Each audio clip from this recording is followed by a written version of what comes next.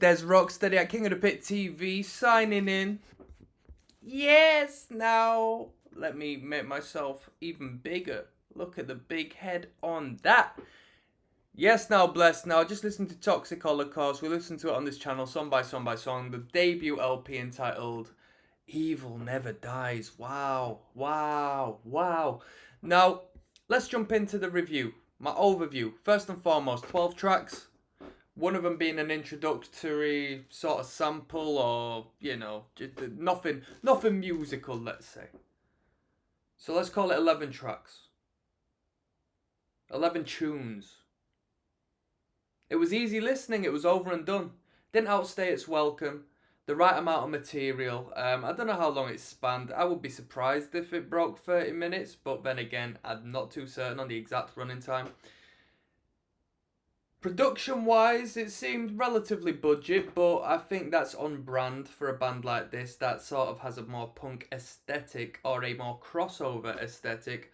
Although, if I was to close my eyes and just imagine I heard this band for the first time, as much as it is punk, I would give that to the thrash metal and say this is thrash metal incorporated with blackened sounds, like the grim reverb drenched vocals, the lyrical content.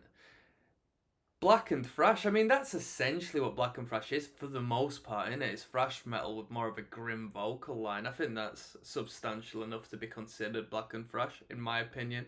But blackened sounds, black metal and so forth, can come with a crusty element to it, and that's what Toxic Holocaust has.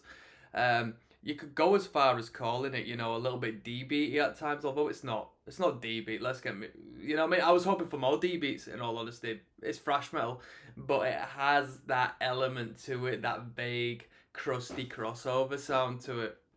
Now, production-wise, I think the guitars were very high in the mix and could have been offered a little bit of reverb themselves, because instrumentally it was quite dry and organic and forward, whereas the vocal was a little bit behind the guitars on the mix and just like drenched in this reverb, and it created this contrast which worked, don't get me wrong, but I feel there could have been a little more balancing of the space and the atmosphere going on there.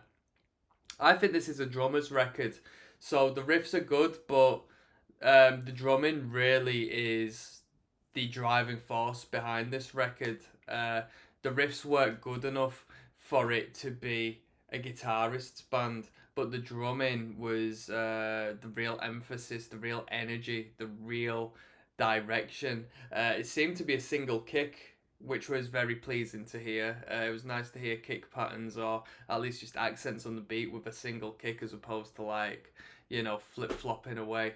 So that was brilliant.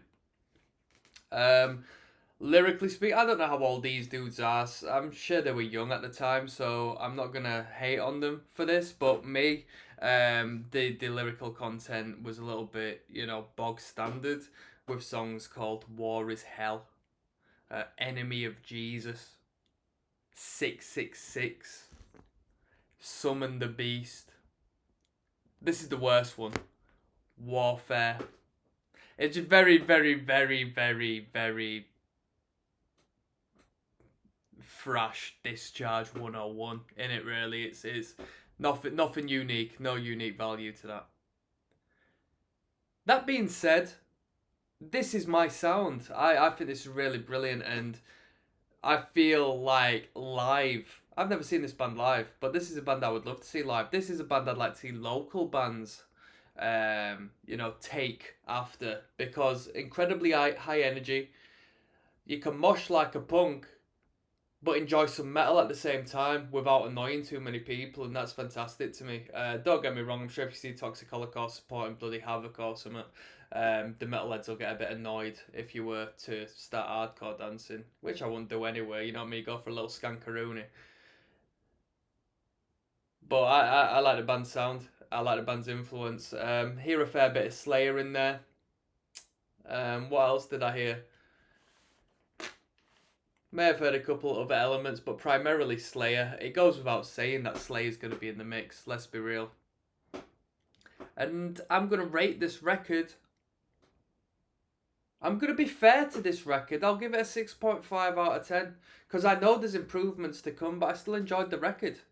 I'm being fair. 6.5 is an enjoyable record to me. It's not. You know what I mean? I'll give a great record, in my opinion, an 8.